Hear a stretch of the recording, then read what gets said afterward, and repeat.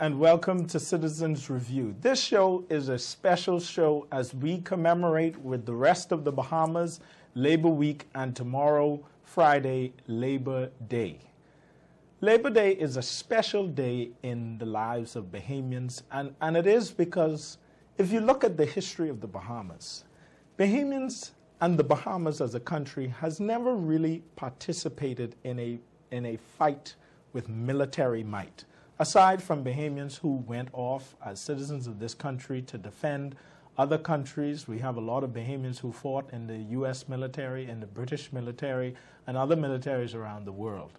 But aside from that, the country itself has never really participated in a military strike on another country or received one to itself personally. And so when we look at the struggle of what it is that it took to make the Bahamas, our struggle really is commemorated not so much by Remembrance Day as it is by Labor Day. Labor Day allows us to remember a lot of the things that happened in the past in this country to bring us where we are today. Burma Road riots in 42, the taxicab strike in 57, general strike in 58. And it also is a day where we remember the father of labor, the man who brought it all about, who fought for labor, who led the Labor Party, who was that one vote, along with Alvin Brennan, who became Speaker of the House in 67. Randolph Fox was that one vote who leveled out the 18 to 18, PLP, UBP, and gave the black government the victory that it so rightfully deserved, some argue, from 62. And so this is a day of celebration, but also a day of remembrance. A lot of people don't know the story of Burma Road, but people died on Burma Road. And so we remember the fight of the labor movement. We remember what it once was, and we appreciate what it brought us to. We appreciate the accomplishments. We appreciate the freedoms that we enjoy as a country because the labor movement existed. So Labor Day is, by and large, a very, very strong Remembrance Day for the Bahamas, a remembering of our history, our fight, our struggle, and remembering those who lost their lives in that struggle. And there were some who lost their lives. In addition to that, our show decided that we would commemorate this, and we had some good help to commemorate this day, some very poignant help in the name of Lady Jacqueline Fox. Yesterday, we visited with Lady Jacqueline Fox, and she thought so well of Citizens Review, she is a fan, and her daughter Rosalie Fox. They gave us copies, and these are the copies here of all, just about most of the books that Sir Randolph Fox published. The first one, You Should Know Your Government. We have a copy of it, A Study in Citizenship, with a foreword by the Honorable A.F. Adderley. Then it was updated and called The Bahamas Government, A Study in Citizenship, the second edition by Sir Randolph Fox. We have Labor, Unite or Perish, which was compiled by Rosalie Fox, and it's written by Sir Randolph Fox. You know this book well because we cite it often, The Faith That Moved the Mountain, a memoir of the life and times, and this is the memorial edition, but we got a special treat. This is the original version of The Faith That Moved the Mountain from Sir Randolph Fox. And if you would look inside, we have the original signature of Sir Randolph Fox himself before he died signing this book. And so we want to thank Rosalie Fox and Lady Jacqueline Fox for thinking of Citizens Review and for feeling that this show speaks to the issues of people, and for also being Lady Fox is the woman that made it possible. And I think it has to be recognized, and we have her, and we're going to talk about her later in this show as the Citizen of the Week. but I want to make sure that Bahamians understand Labor Day is the day we remember our struggle. These are the accomplishments, the strikes and the riots and the marches. These are the accomplishments that guaranteed our suffrage, that guaranteed our rights, that brought about our freedoms. And so we celebrate, but we also remember.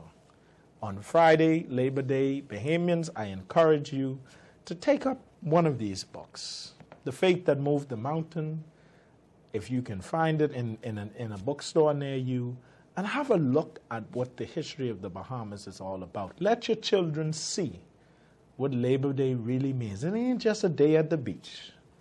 Yeah, that's not the entire story. It encapsulates our struggle, our movement towards freedom, and it really speaks to what the people did back then to achieve the type of luxuries and enjoyment that we enjoy right now. And so on this Labor Day, Citizens Review focuses in on Sir Randall Fox, his accomplishments, his wife, Lady Fox, and we want to remember all of these accomplishments, the general strike, the taxicab union strike, Burma Road, and there are many other movements that came about where the longshoreman fight that Sir Randall carried, a lot of other movements. And we also encourage the labor organizations that exist today, call a truce. Some of you are battling, fighting, and having a lot of challenges back and forth to courts. Call a truce, call a truce, call a truce, and move forward. Because the laborers sit in wait for their rights to be protected by these unions who are sometimes mishandling their responsibility. Not all of them. I think we have 37 or 38 unions in the Bahamas. Not all of them. But some of them are mishandling the respect and the trust of the workers, and it's not right. And so on Labor Day, reflect back. Look at the struggle. Look at what it took to get rights back then, and compare that to the across-the-table negotiations today. And appreciate that.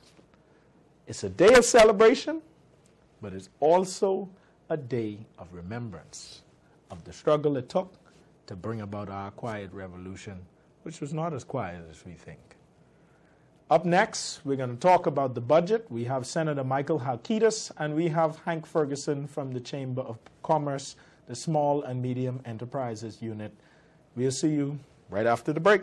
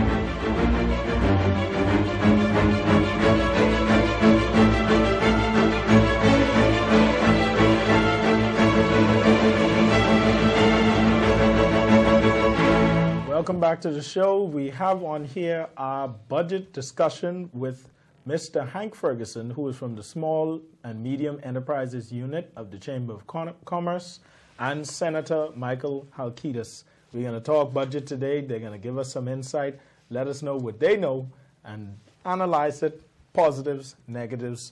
Mr. Ferguson, we got to start with you. You're from the Chamber of Commerce, and I know that you have some members that are calling, beating down your door. Absolutely. That some of them want blood. Yes. What's going on? I was talking to my president at 5:30 this morning, and he was taking phone calls for the last 2 days from our membership. We have almost 600 members, and many have been concerned about what has been made known about this budget, particularly those who are small manufacturers, as well as persons that have been dependent on some of the incentives that have existed prior to this budget, specifically Industries Encouragement Act and those persons who represent the Bahamas Motor Vehicles dealers. So there have been huge concerns on those two elements, and the Chamber's been working hard to have those addressed. So the meetings that you would have heard about between the small manufacturers, manufacturers generally, and the government, those meetings were coordinated by my president, and likewise, some of the additional meetings that have been happening over the last 2 days, we've been responsible for coordinating. So what is the position of the Chamber? Does the Chamber agree with the budget? Does the Chamber say there are revisions that need to be made? What do you guys say about the budget? We're guided by our membership. And our membership on those two particular items have called for revisions. And those calls have been positively responded to. Yeah, so I heard the Prime Minister said he's going to introduce a 75% bracket for cars, which includes cars under 2.5 liters. Yeah, to 2,500 cc's. 2,500 cc's. That is not ideal for some, and you would have seen Rick Lowe in the paper and some other people in the paper that are appreciative of the introduction of the new rate, but there are many that still have to rethink their business plans based on the increases. Okay, Senator Halkitis, the budget. How is the Senate going to respond to the budget? I think we will be guided to some extent by what happens at the conclusion of the debate. We do not know exactly what the final position is now. The Prime Minister and Minister of Finance made the budget communication. You've had some people express their concerns, as Mr. Ferguson said, and there were some adjustments made in terms of the motor dealers and apparently for the small manufacturers. And so we will have to see what the what the final position is. I think that says something too about this whole process of the budget.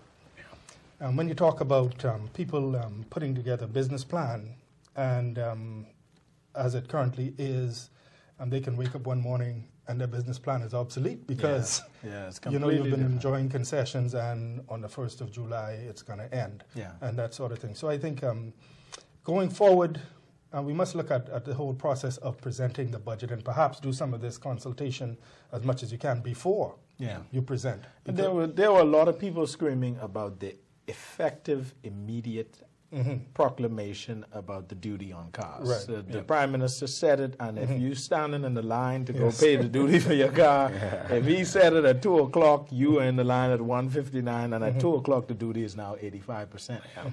How is that? That speaks to what you're talking about. I set out a business plan. I know Rick Lowe had said that he had cars on order that he had to cancel. That's Friendly Ford, Yeah, what does that can't begin to make sense to me. There has to be an effective date that gives us some lead time and says, okay, at this point, after this, it is what it is. Particularly when you're dealing with large amounts. When you're talking about the duty on a motor vehicle, you're talking, and if you go up 20 percentage points, you're talking several $1,000s. So as it currently is, when changes are made to import duties, there's something called a protection of revenue order. It comes into effect immediately. And so I think going forward, perhaps, when we're talking about reform, that is something we need to look at, particularly for big ticket items, because it doesn't seem fair. Your car is on the dock. And the price change. Let me ask another question. The budget last year didn't give us these kind of indications that this budget is giving us. And some argue that this budget is quite frankly a day late and $1 short. It should have been the budget from last year. The recession budget should have buffered us before we got to this level of deficit borrowing. What do you guys say about that? I don't quite agree. Last year's budget, I think this is a logical follow-on to what we saw in last year's budget. What we saw in last year's budget was a lot of supports put in place to enhance government revenue collection. Okay. So if you remember, there was a $26 million line item for customs reform. The single administrative form for customs has been under development since that time and is now coming on stream. The issues related to government procurement, the consultants have been meeting with the chamber for the past year. So we recognize that there were changes coming. And government in that last budget was working to enhance revenue collection. By and large, those measures didn't work. Well, they're still happening. They're still being implemented. And it goes logically that you put the systems in place and then the tax hike will come. Okay. So perhaps there could have been greater levels of consultation beforehand, but I know that there were some consultations and we had some discussions with government, but we didn't know until we heard the speech. Okay. So again, for us, it was still a reaction to what we must now deal with. Senator, but I don't completely agree with your sentiment. Senator Halkitis, the day-late dollar-short budget. I think what happened is, from following the statements from 07 to the midterm of 07, which was in February 08, upward to the present. Yes. I think the stance of the government has been that we're trying to weather the storm, and that it's going to, we're going to have a turnaround and things are going to get better. In fact, in the last midterm budget, the Minister of Finance used the terms "clear skies are emerging." Yes. Right. And Yes. so I think there was a hope, an expectation that this recession would have lasted about 2 years or so, and then we would have been on the growth path.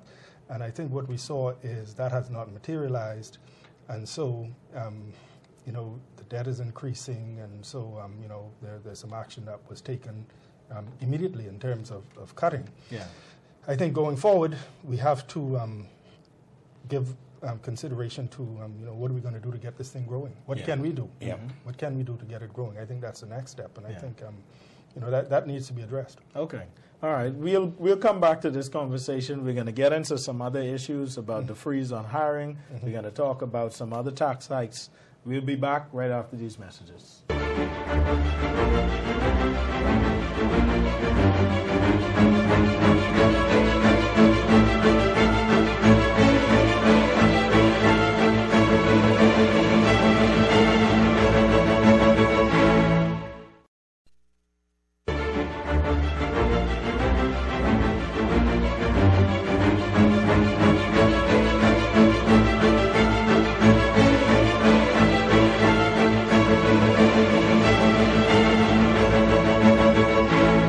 Citizens Review. We're back on our discussion with the budget. We're here with Hank Ferguson from the Chamber of Commerce Small and Medium Enterprises Unit and Senator Halkitis. Senator Halkitis, you touched on a bit on the medium-term budget report.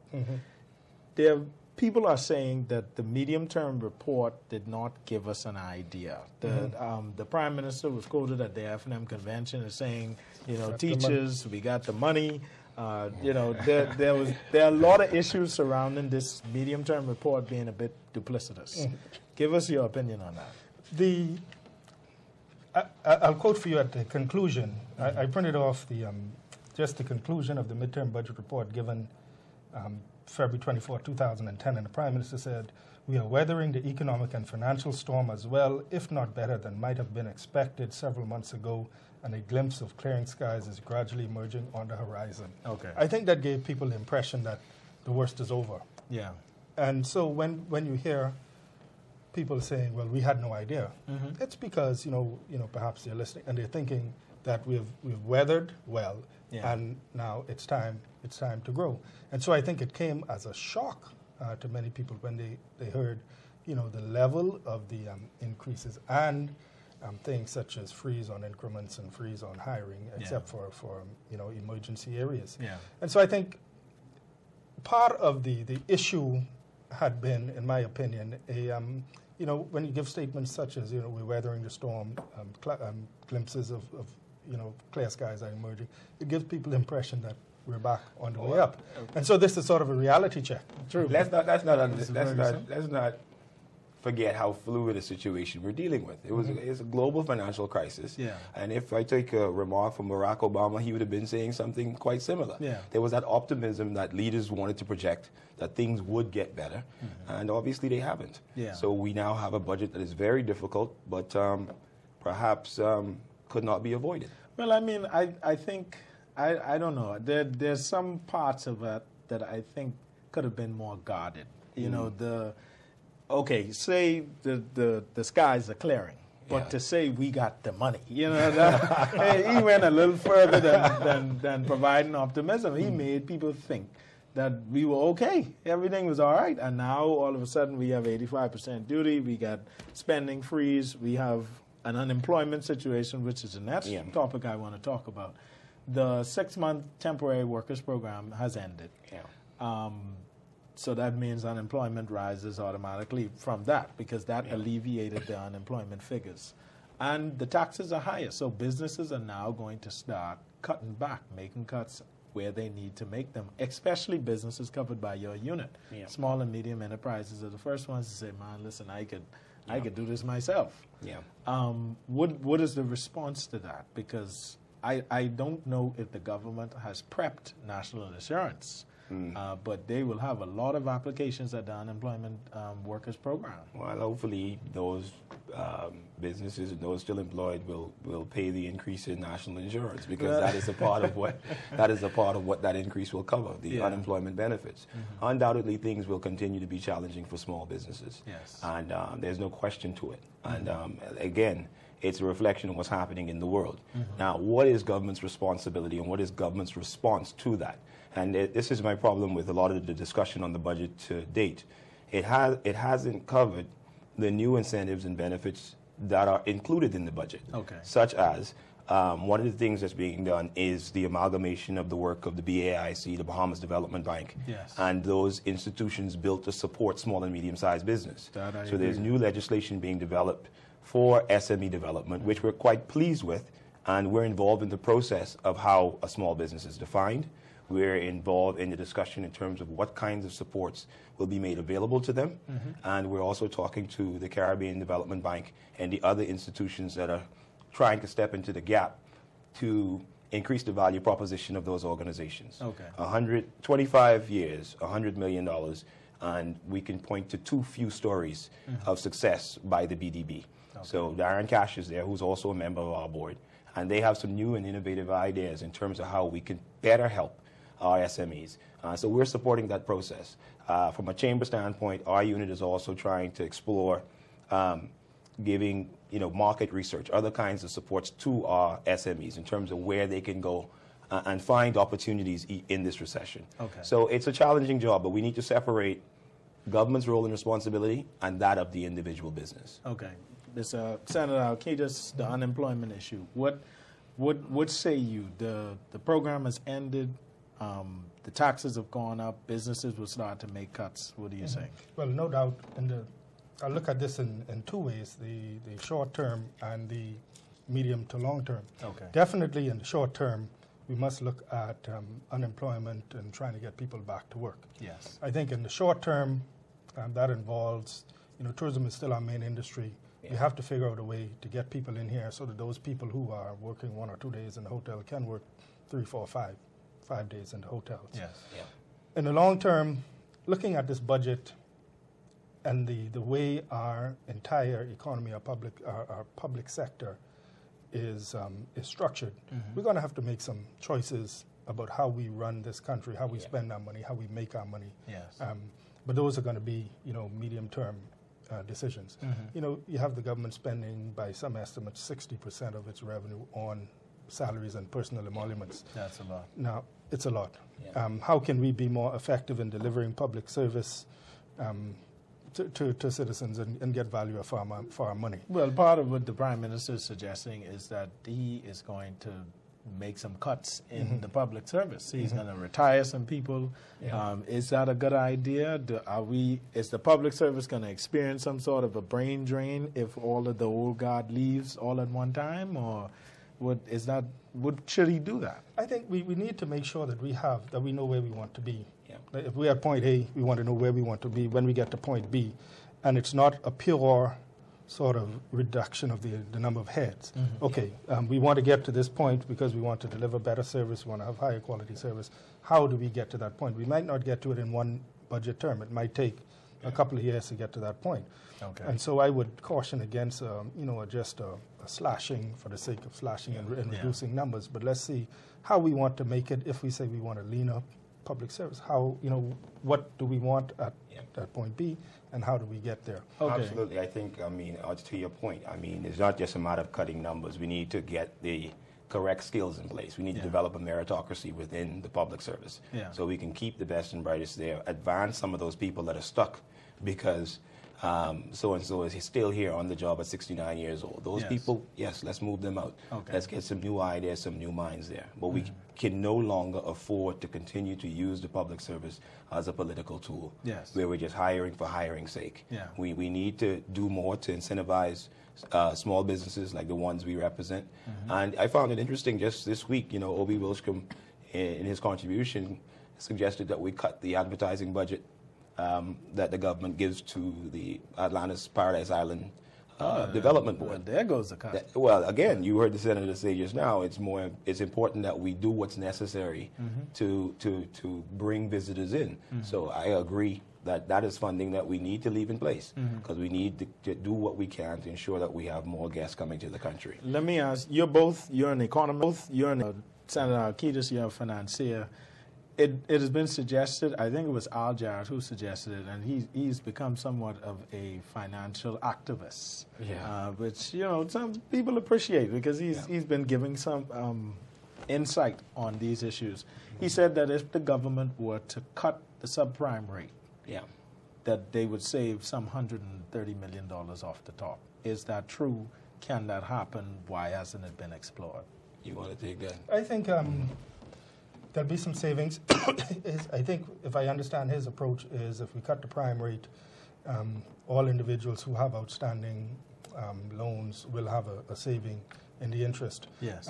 Business people will have access to cheaper money, and so they might go out and expand their business. It sounds on the surface of it, it sounds like a good idea, but can it work?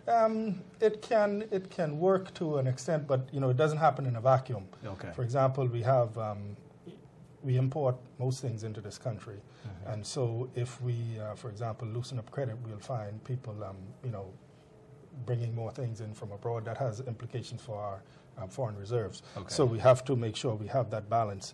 And I think it might also have some implications for things like pension funds who have investments, and if you reduce the interest rate, all of a sudden their returns are lower. Okay. So it's something that should be studied, but you have to bear in mind all of the various implications to that sort of action. But a reduction in the interest rate, or in this environment, what has happened is I think all financial institutions have taken a more stringent view on lending. They've tightened up, understandably, because their bad loans have gone up. Well, I think they're tight. Before it was tightened up, but they're really tight now. Yeah. And I think maybe we need to explore the opportunity of having some sort of loosening, so that small businesses can have access to capital. Yes. Businesses can have access to capital. People with good credit can borrow money to build a house. Yeah.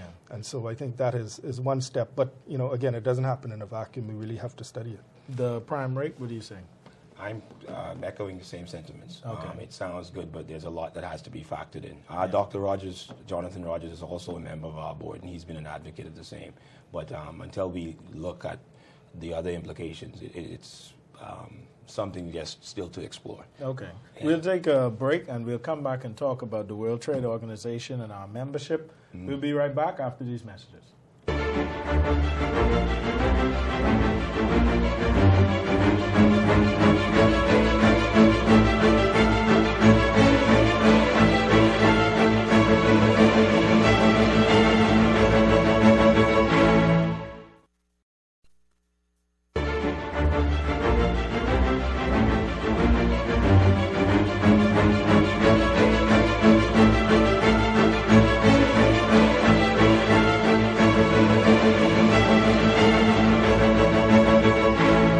To the show. We're here in the last segment of our talk about the budget, and we're going to address some very poignant issues to do with the cabinet and some of the salary cuts. We're here with Hank Ferguson from the Small and Medium Enterprises Unit of the Chamber of Commerce and Senator Michael Halkitis. Senator Halkitis, there was talk about cuts in your pay. I haven't gotten a cut. You haven't gotten a cut yet, but there's a proposition that your pay will be cut by 5%. 5%, yes. The ministers will be cut. The prime minister will be cut. Permanent secretaries, perks, ministers' perks. Everybody getting cuts. Yeah. The prime minister says that he is starting with the people at the top. Right. That's a nice gesture, Yeah. and I think for a lot of people it's a good idea. People like it. Paul Moss was quoted as saying they should get 50% cuts in everything, Wow. because the prime minister and the ministers, the members of parliament, are all responsible somewhat for the situation we're in. Wow, come on. Some people think that's reasonable. Some people think that it's not. But the question is this something that will work? Will it yield real benefits for the budget? I think it's symbolic more than anything else. I think it's an effort to say, this is a shared sacrifice. We're all in this boat together, and Prime Minister says, "Well, I'm going to cut mine. I'm going to start with myself." Okay. And just to demonstrate that we're all in this together. So I think it's symbolic more than anything else in terms of actually saving, a big chunk of money. It doesn't, I suppose every penny counts. Yeah. But I think it's more symbolic than anything else. Okay. His leadership by example. Okay. I mean, the 16% won't mean the same thing to him as it might mean to me. Yes. But again, it was necessary. It's symbolic, and it starts from the top. Well, I had a writer write into the show on Facebook, and they said, "Why doesn't the prime minister cut salaries, but also cut some ministers?" The F&M government has been ridden on for having a lot of ministers in their cabinet. It's the largest cabinet, I think, ever. And so there are some portfolios that are duplicated. Some people suggest that may not be true, but I'm just telling you what people are asking. Should there be some ministers that could get cut? People say, you could, Nico Grant, he's said to be a duplicated portfolio. Between Earl DeVoe and Fenton Nimoy, they could handle the roadworks. Well, let's What understand about this. that? I mean, the ministers of state are not paid what the ministers are paid. Agreed. And, It's about 6,000 different. More than 6. More than 6? Okay. 10, All right. 10 or 11. But the point is that those ministers of state, parliamentary secretaries, are necessary. And I think they do serve a function, they do play a role. As many as they are, though? As many as they are. As many as they are. I mean, the minister, the ultimate minister, in the case of finance, with the prime minister being the minister of finance. Yeah. Minister Lang obviously has an important role to play running the day-to-day affairs of the ministry. Likewise, with the case of Fenton Nimoy and Earl DeVoe, and as well as with, who's the other minister of state? Woodside. Woodside, and as well as in the case with having Burnsell role as parliamentary secretary. So I hear the argument. It does seem like a lot, but let's separate the ministers of state from the ministers, and I think if we look at that, the cabinet would not be inordinately large. Well, Brave Davis called for it, I think, about in the midterm budget report, I think. He called for the prime minister to let go all of the ministers of state. Now, that I don't necessarily I don't agree with. I think it's some substantive ministers. People look at the size of this country and say, we have too many members of parliament. Why do we need 40 seats? Yeah. And it's one of those things that have developed because of the geography of the place.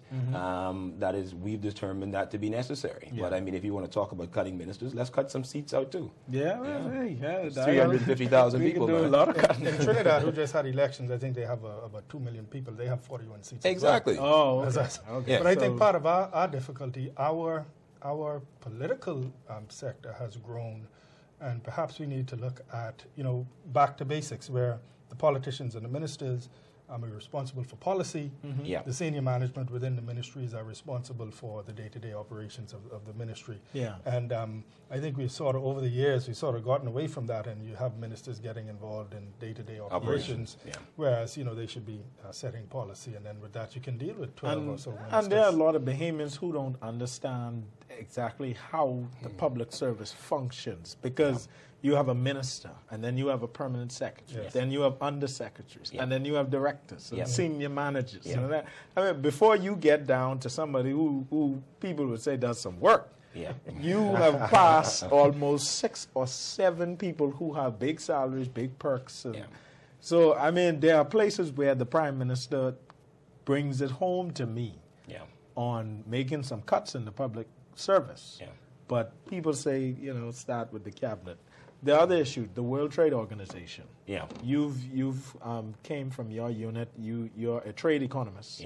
And so you have some challenges with the government not approaching the membership. Well, it's something that's been pending since 2001. The Bahamas membership in the WTO. A lot of what was in the last budget was preparing us for that membership. The things we spoke about, development of competition policy, government procurement, the rules by which government buys goods and services. These were all rules that made us compliant with what best international practice was. And we are finding out now that the government, because of the recession, because of these cuts, may not be pursuing its membership in the WTO. That for us is unfortunate. We understand the circumstance, and we have to accept their decision as what it is. But for those of us that have worked for many years on this particular issue, we thought that we'd be concluding or beginning that membership. It's going to take 3 years at least to become members. We thought that there would be positive benefits that could be derived from that membership. We also wonder about the funding or the lack of funding to implement the commitments we made on the Economic Partnership Agreement. I mean, after all the battles to get it signed and get the government on board, we've signed the thing, and now our financial situation may create some challenges as it relates to us doing what we said we would do, as it relates to implementing that agreement. So these are things that, you know, we understand the circumstance, but as a private sector, we remain concerned that we've not committed resources to live up to those commitments. Senator Legal Halkias, commitments, by the way. To change the tone of it a bit, someone wrote in and asked about both the opposition and the government always voting on the budget. I was listening to the Prime Minister for the budget. I was listening to the Prime Minister yesterday, and as the opposition made noise against some of his propositions, he said, "You have the right to vote for the budget or against the budget. That is your right. While you may be in opposition and don't have the votes to carry through what it is that you suggest, the opposition has the right to vote against it. But if we look at the records of Parliament, the opposition almost always opposes the budget, says all manner of I think Mr. Christie had a press conference and he called the budget everything but a child of God. And then when the budget vote comes, they vote for the budget. And which is why Paul Moster say cut all. Because well, it's like this. We have the budget, which is the official name, I think, is a bill for an act to allow for the appropriation of money for this. So within the budget is you're giving permission to the government to pay civil servants, to pay its bills, to pay. And so you would not vote against giving the government the ability to pay its bills. Now, as you go towards the other individual bills, the amendments to the Tariff Act and the various amendments, you know, either removing concessions or raising taxes, there's an opportunity to raise alternatives or to object at that stage. And I think you know that opportunity will be explored during this budget. But generally, the budget is a time you make a criticism, but you know, realistically, you don't vote against. You know, the people getting the money, the government being able to pay its bills. My biggest issue is I'd like to see the level of debate get to another level. What we're hearing right now is okay. When we were government, unemployment was in this high, but that is not what it's about. You know, the world's changed. We have a global financial crisis. I'd like to hear alternatives. I'd like to hear from the PLP, the BDM, the NDM, an alternative budget. This is what we would have done. This is how we would have incentivized this sector. That's what I want to hear. I think I look forward to your contributions because I know we'll get that level of contribution from you. But to this point, we have to do a lot more because we must appreciate it's our country. And you know, regardless of who's government, we all have to live here. Yeah. So let's raise the level of discussion and offer something as an alternative rather than just criticism. Okay, well, gentlemen, before we close up, I want you to give the government a grade for this budget presentation. Anywhere between A through E, which means you ain't reached the table. I thought that was a passing grade. Mr. Ferguson, you say, what's your grade for the government budget presentation? The presentation, it's complicated because I would give them a B, and I'd give them a B simply because I think the way that it was communicated could have been better. The consultations should have happened beforehand, or even if possible, the draft increases could have been circulated. Only 6 car dealers in this country. It's a phone call to get 6 of them to sit down. Yeah, it don't take much. It doesn't take a lot. But I'm glad to see that they are responding and have made changes, but overall, a B. Okay. I would give them an I for incomplete. We don't know what we don't know what the final picture is going to be. The Prime Minister is going to get up and he's going to sum up next week, Thursday, I think. He's going to sum up the debate and he's going to say what he has decided after all of the meetings and the discussions.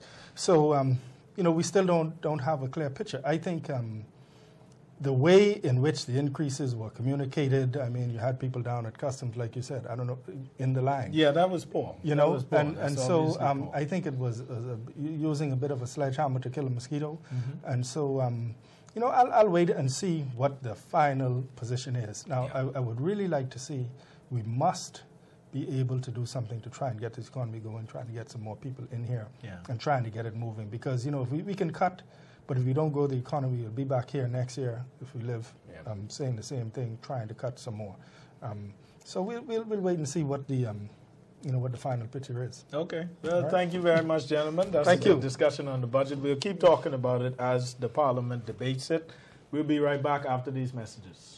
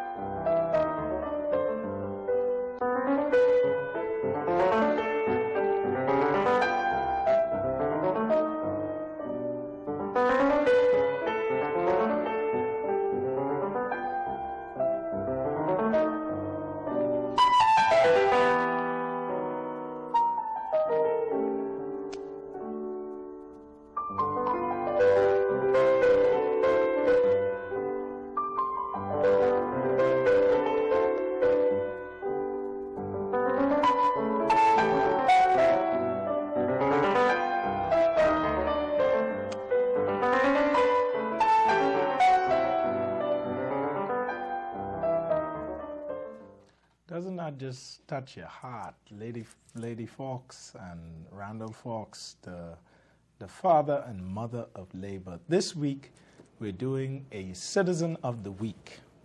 And that is none other than a woman who I would describe as the angel that is not yet in her place in the court. And that is Lady Jacqueline Fox. We met her this week. She told us the story of labor.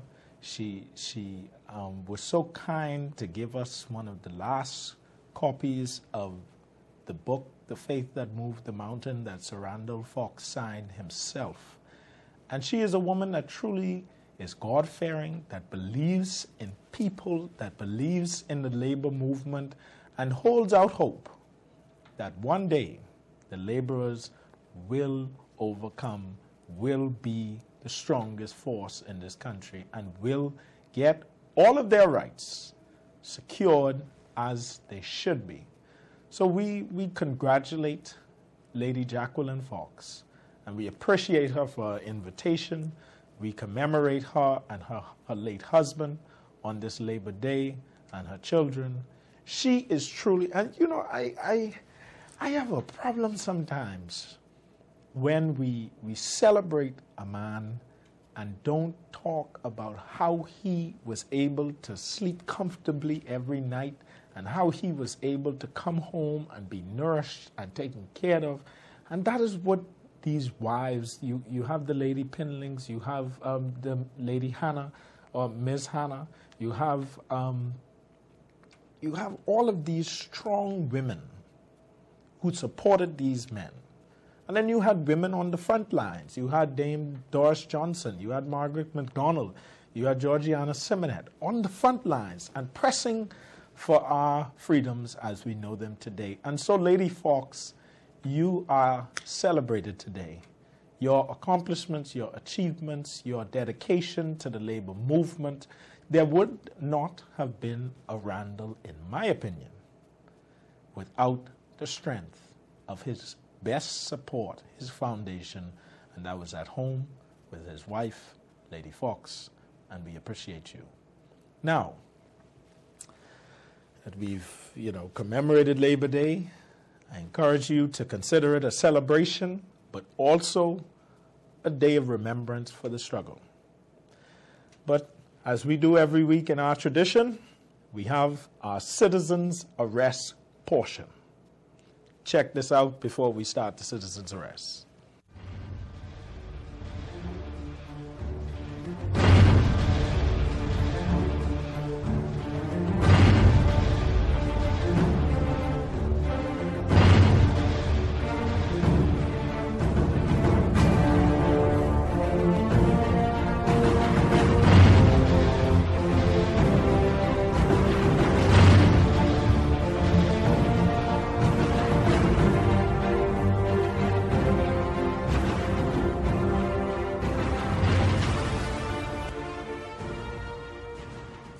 This week's citizen's arrest is a guy that is no stranger to labor.